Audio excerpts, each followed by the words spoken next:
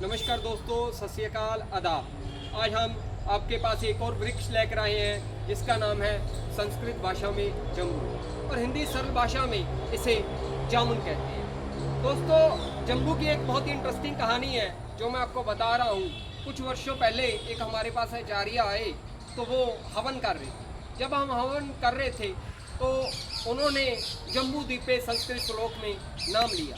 तो मैंने उनसे कहा कि आचार्य जी, मुझे ये जम्बू द्वीप आपने जो उच्चारण किया है इसका मुझे शब्द का ज्ञान दीजिए।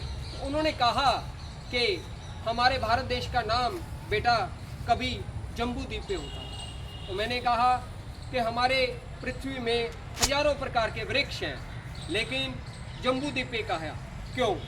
उन्होंने कहा कि बेटा कभी जब हमारे भारत देश की इस पृथ्वी की रचना हुई उसमें सबसे पहले जो वृक्ष का रोपण किया गया उस वृक्ष का नाम जम्बू था।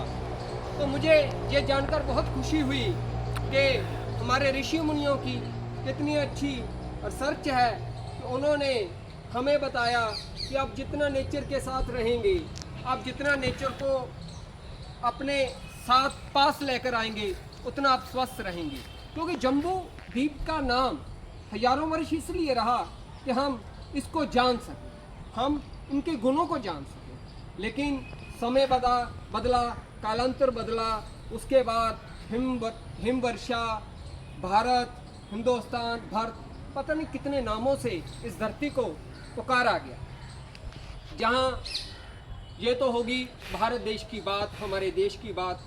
मैं कहता हूँ कि मैं भाग्यशाली हूँ, हम सब भाग्यशाली हैं कि हमने उस देश की धरती में जन्म लिया है और रह रहे हैं जो हमें कुदरत और भगवान के साथ हर पल कोई ना कहानी सुनाकर जोड़ती रहती है। जहाँ ये इसकी हम आयुर्वेदिक इनके गुणों के बारे में बात करें तो सबसे जो बड़ा इसमें गुण है, जो मधुमेह आज के युग में सबसे भयानक रोग है, उसकी जब इसकी फल का हम गुठली का चूर्ण हम अपने मधुमेह चूर्ण में यूज़ करते हैं तो हमने उसमें शुगर में बहुत अच्छा सुधार देखा है। जहाँ इसका जो गुठली है मधुमेह रोग में कार्य करती है, वहीं जहाँ बड़ी उम्र में लोगों को यूटीआई इन्फेक्शन या और बहुत से रोग पैदा होते हैं उसमें भी ये गुठली का चूर्ण बहुत अच्छा कार्य करता है। वहीं इसकी जो दातुन है, अगर आप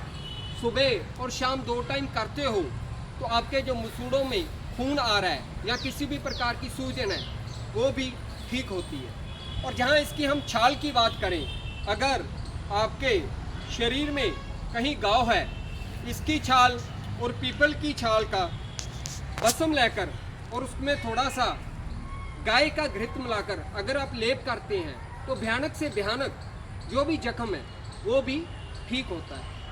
जहाँ इसके फल की जो हमने सबसे बढ़िया रिजल्ट देखा है, जिन लोगों का लीवर फैटी होता है और जिनको गॉल ब्लैडर में स्वेलिंग आ जाती है और जिनको पैंक्रेटाइटिस हो जाता है, जो इसके फलों का प्रयोग करता है दिन में 3 से 4 बार, तो हमने उसमें 10 से 15 दिन में बहुत अच्छा सुधार दिखा। लेकिन मैं एक आपको थोड़ी सी सावधानी वाली बात बताता हूँ कि जामुन के फल का जब भी आपने प्रयोग करना है तो बहुत ज़्यादा मात्रा में नहीं करना है। उसके ऊपर आप थोड़ा सा सेंधा नमक, थोड़ा सा जीरा भुना हुआ और थोड़ी सी सौंठी चूरन अगर आप छिड़का कर उसके ऊपर डालकर अगर आप लोगे तो उसका जो आपको रिजल्ट है जामुन के फल का वो बहुत अच्छा मिलेगा। वहीं मधुमेह रोग में जामुन के पत्तों का सवरस, आम के पत्तों का सवरस और बेल पत्रों का सवरस अगर 3 चम्मच सुबह और शाम हम प्रयोग करते हैं तब भी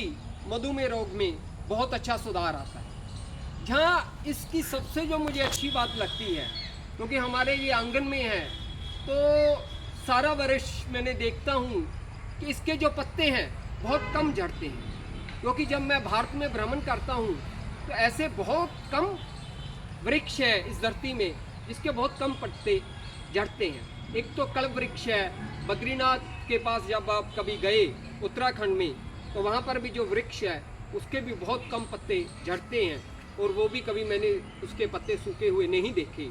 और इसके भी मैं क्योंकि आंगन में है तो इसको हर रोज़ देखता हूँ, और इसके ऊपर जो पक्षी बोलते हैं तब भी उनकी आवाज़ का आनंद लेता हूँ।